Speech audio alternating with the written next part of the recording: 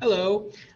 This video recording is going to go through the lecture of the Great Depression. So this is the first lecture for the for World History Part 2. And if you are just not taking this class for the first time with me, this is how I do things. I do video recordings, and you get to watch them and laugh at me a little bit. So I'm going to share my screen and get right to it. All right, so last trimester, the first half of U.S. history, it stopped at the roaring 20s. And we're going to kick right off with some depression. So the Great Depression and the New Deal is an extremely important time in American history. So we have the roaring 20s, things crash, and the Great Depression and the New Deal do the best they can to bring us out of the New Deal does the best it can to bring us out of the Great Depression. But honestly, World War II is what does that, not the New Deal. But the New Deal does have some contributing factors. And some of the things that the New Deal has done lasts even into today, the present day. Here we go.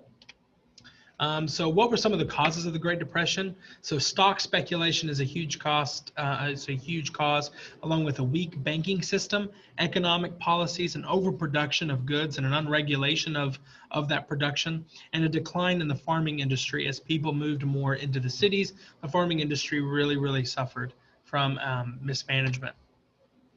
So people over-speculated on stocks or using borrowed money or bought on a margin is what that's called, that they could repay when the stock prices crashed, that they could not repay when the stock prices crashed, and then they continued to be further in debt, which caused more issues, and the banks demanded the payment.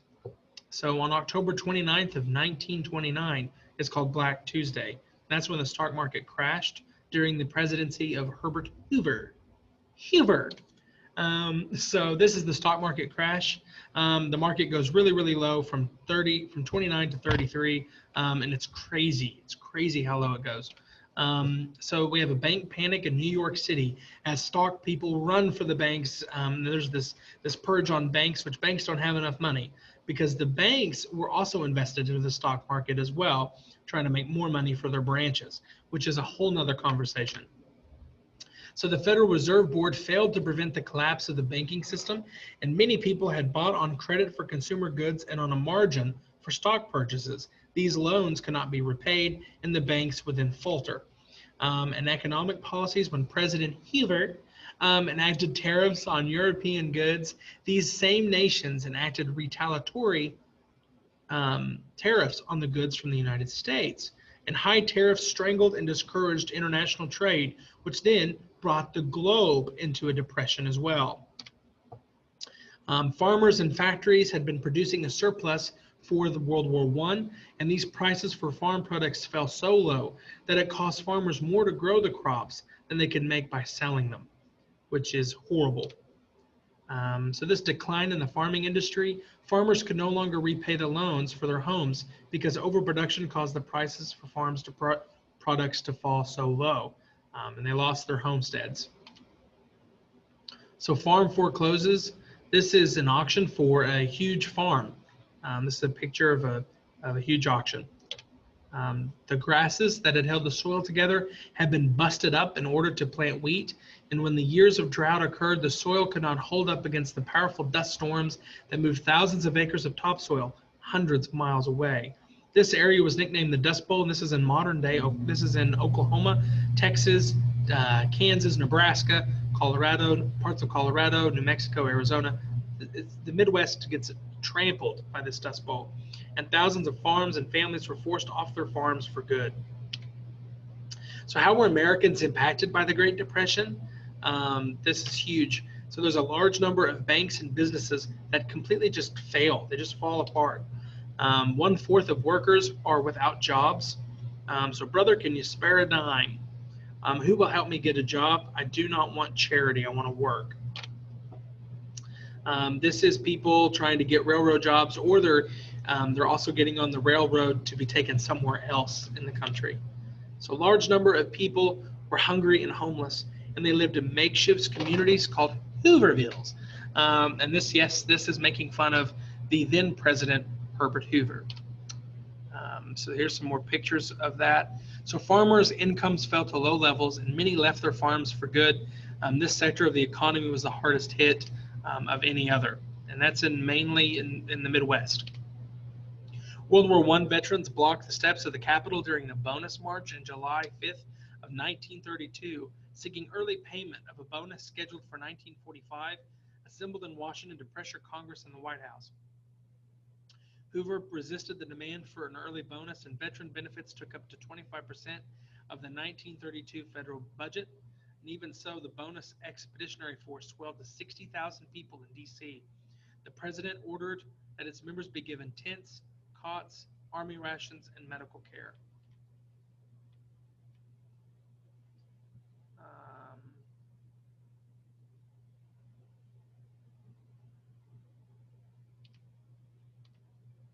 In a clash with police, 4 veterans were killed during this bonus march, and Hoover ordered General Douglas MacArthur to clear out the veterans using cavalry, tanks, tear gas, and machine guns. Yes, these are veterans. The brutal treatment of the bonus army lowered Hoover's popularity even further, and the nation was poised for a new leader to lead them out of the Depression.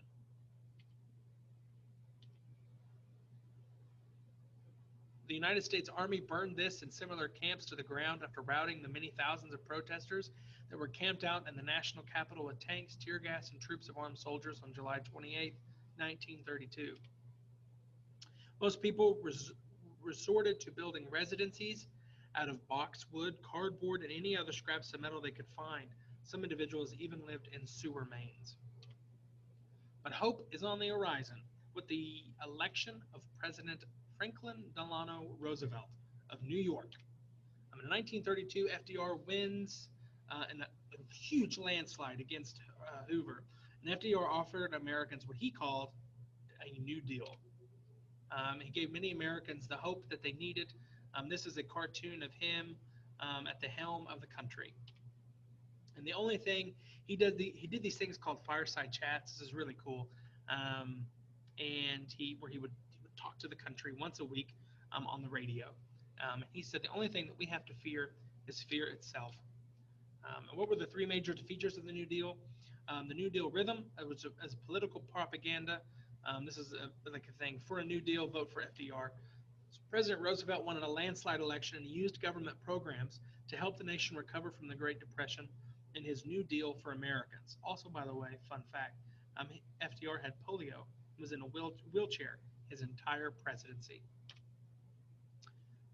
So Hoover's still in office during this time. It's called the lame duck session. And Hoover eventually set up public work programs where the government hired people to construct schools, dams, and highways. But FDR took it to a whole new level and created what historians call, alphabet soup programs. So the New Deal included these programs: the CCC, the SSA, the TVA, the FDIC, the AAA, the WPA, the NRA, and the PWA. We're going to cover these.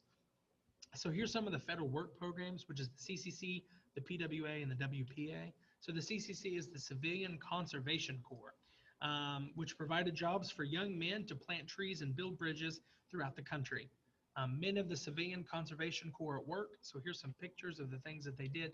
The WPA, or the Public Works Administration, built ports, schools, bridges, dams, and aircraft carriers. Now this is cool because a lot of the schools that were built throughout the country are still standing, and they were built by the Public Works Administration in the 30s and 40s. So the Hoover Dam is also built by the PWA in Nevada. The WPA, which is the Works Progress Administration, built hospitals, schools, parks, airports, and employed artists, writers, and musicians to create art for the country. This is an advertisement for the WPA. The Environmental Improvement Program, or the Tennessee Valley Authority, built dams to provide cheap electric power to southern states. And this is still in effect even today. The TVA is still very vital to power in the southern portion of the country. I would like to make a note here. These programs hired a lot of these people off the street to work and do these things, and they got paid for it. So the government became like a company that paid people to work for them during the Great Depression, which is really fascinating. They built dams to provide clean electric power to 7 southern states, and they set up schools and health centers near those dams as well. This is Fort Loudoun Dam in Tennessee. So the Farm Assistance Program, so the AAA, the Agricultural Adjustment Act, created paid farmers, which created an idea where they paid farmers not to grow crops so that they could level out the production area. And then there was these people that would go out and they would say, you grow this, you don't grow this season, but we're going to pay you not to grow, and then you'll grow the next season. It's a really fascinating idea. The AAA controlled the supply of 7 basic crops: corn, wheat, cotton, rice, peanuts, tobacco, and milk, by offering payments to farmers in return for taking some of their land out of farming or not planting anything on it.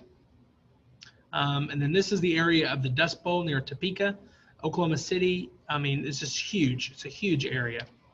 And this is some areas in which aerial mapping of farms in 1937 is scheduled by the Agricultural Adjustments Administration. So plan here, nowhere else. And then there's an increased rights for labor. So the NRA is not the National Rifles Association during this time, but it's the National Recovery Act, which helps set standards for production, prices, and labor wages. This tremendous gains of labor unions experienced in the 1930s resulted in part from the pro-union stance of the Roosevelt administration and from legislation enacted by Congress during the early New Deal. The National Industrial Recovery Act provided for collective bargaining, and the 1935 National Labor Relations Act required businesses to bargain in good faith with any union supported by the majority of their employees. So the SSA, or the Social Security Act, set up a system of pensions for elderly, 65 and older, unemployed, and people with disabilities. The Social Security tax became a federal law in August 1935, and it required workers and employers to pay a tax and provides a monthly pension for retired people, ages 65 and up, also known as the old age benefit. And it helps people with disabilities, the poor, children of parents who could not support them, and the federal government took responsibility for the welfare of its citizens, and it launched the American welfare system. And today you have to be 67 to collect a Social Security check. Fun fact.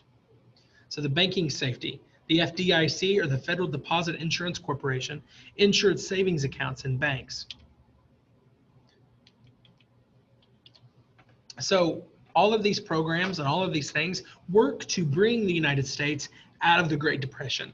But what really brings us out of the Great Depression is our involvement in World War II. And we will get to that I think in a couple of weeks, we'll probably get to that. And it's a pretty big deal. Obviously, World War II is what catapults the United States into the global stage. But the Great Depression is this emergence of those progressive ideals that were started with Theodore Roosevelt. And they're brought into fruition by the New Deal and the administration of Franklin Roosevelt. So until next time, I'll see you later.